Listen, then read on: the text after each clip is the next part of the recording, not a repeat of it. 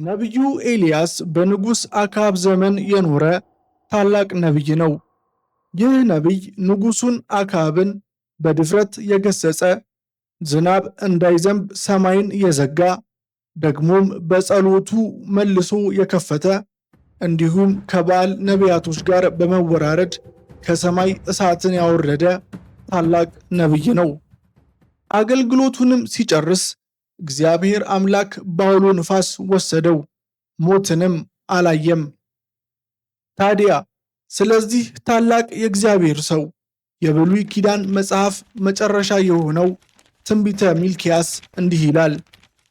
እነሆ ታላቁና የሚያስፈራው የእግዚአብሔር ቀን ሳይመጣ ነቢዩን ኤልያስን እልክላችኋለሁ።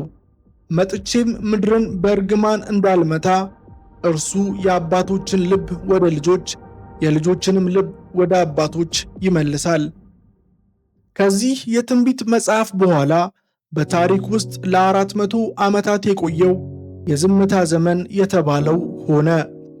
በዚህም ጊዜ ውስጥ ይህ ነው የተባለ አንድም ነቢይ ከእግዚአብሔር ዘንድ ድምፅ ሰማሁ ብሎ ለእስራኤል ትንቢት አልተናገረም። እንዲሁም የአይሁድ ሕዝብ የመሲሁን መገለጥ ቢጠባበቁም እስከ መጥምቁ ዮሐንስ መምጣት ድረስ እግዚአብሔር ዝም ያለበት ወይም ምንም አይነት መገለጥ ያልሰጠበት ጊዜ ነው።